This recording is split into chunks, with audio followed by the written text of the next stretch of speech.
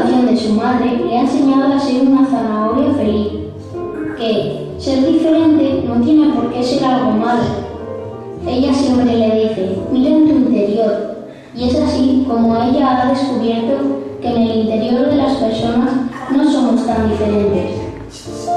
María, la madre de Zanahoria, después de ver una noticia en el periódico del pueblo, decide embarcarse una vez más en su nave nevera para ayudar al guerrero que logra